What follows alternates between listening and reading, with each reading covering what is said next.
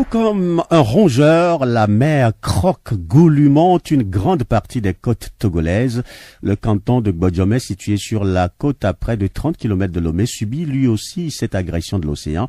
Mais ce qui est intéressant, c'est que dans ce canton, un habitant dont le domicile est très menacé par les vagues a trouvé une technique pour non seulement empêcher la mer d'avancer, mais aussi reconstituer cette plage qui avait complètement disparu. Reportage Yva Oignan. Les vagues dont vous entendez le bruit, si elles pouvaient parler, elles nous diraient probablement comment se porte le village fantôme dénommé Akpagli, englouti par l'océan depuis plusieurs années. Akpagli fut un village situé au bord de la mer dans le canton de Gbodjomé, à près de 30 km de Lomé. Ce village, plus personne ne peut le retrouver sur la carte du Togo. Tout ce qui reste de lui, c'est son histoire, comme la raconte cet habitant Kossi Hamelo.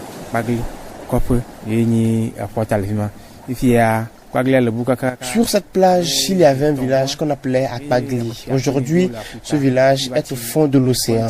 En ce qui me concerne, c'est la troisième fois que je pousse ma demeure sous la menace des vagues. Maintenant que je me dis que je suis bien éloigné d'elle, je constate que je me suis trompé. La seule maison qui reste vraiment proche de la mer, c'est celle de Déo. Et pourtant, là où il a construit, était une forêt très loin de la plage.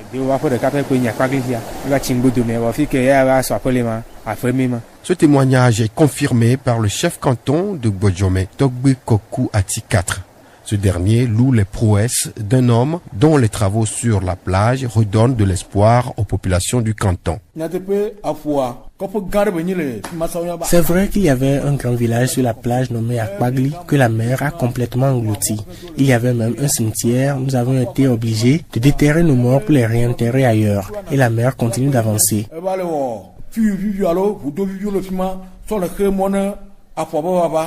Heureusement, un de nos frères appelé Eklounaté construit des petits puits tout au long de l'océan pour empêcher la mer d'avancer. Nous le remercions pour cela, mais le problème c'est qu'il fabrique ses puits par ses propres moyens. Ce sont les fruits de son labeur qu'il investit dans cette activité. Lui-même, c'est un géotechnicien et son travail nous aide beaucoup.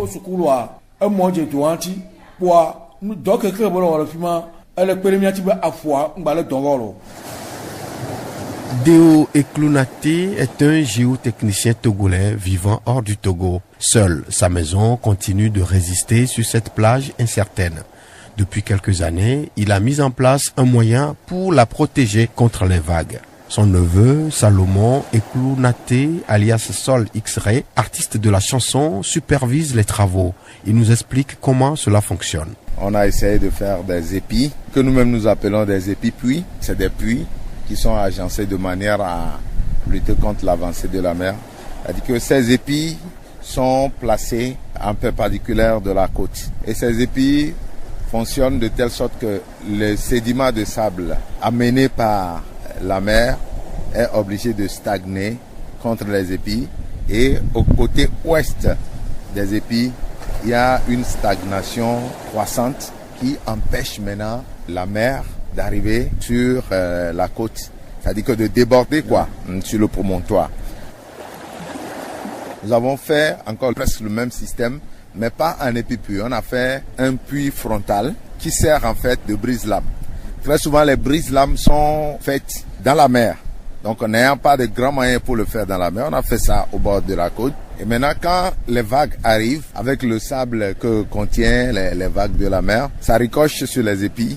Et ça envoie le sable derrière les puits frontaux et le sédiment de sable commence à stagner et ça stabilise la côte. Et donc ça empêche l'océan d'avancer et nous gagnons encore plus de l'espace. Grâce à cette technique, l'espoir renaît petit à petit dans le canton de Gbodjomé. Mais pour combien de temps? Le chef du canton, Togbe Koku Ati 4, en a conscience. Si aucune autre aide ne venait soutenir ce que Déo Eklounaté a commencé, tous les efforts seront vains. Voilà pourquoi il lance cet appel. S'il n'y avait pas ces travaux, nous serions déjà envahis par la mer. Entre-temps, le ministère de l'Environnement l'a appelé pour s'entretenir avec lui. Le ministre lui avait promis de l'aide du gouvernement, mais depuis cette promesse, nous n'avons plus eu de nouvelles. Voilà pourquoi je lance un appel au gouvernement, aux représentants des organisations internationales au Togo et à toute bonne volonté de nous venir en aide.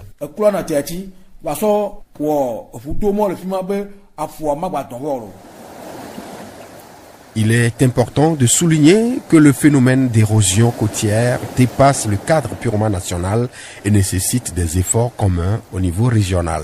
D'ailleurs, il existe un programme de gestion du littoral d'Afrique de l'Ouest dénommé WACA pour répondre à ce besoin. Le projet implique évidemment les côtes togolaises. Cependant, les populations attendent sa mise en application pour y croire. En attendant, les vagues continuent de faire leur mouvement.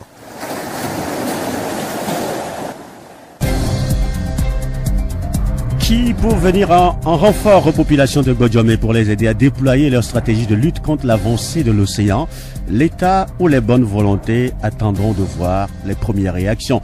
C'était le dossier magazine de Yves Aounion à Gbodjomé. Ce dossier met fin à ce journal. Merci à vous de l'avoir suivi. Merci à Romaric Freitas pour la mise en onde.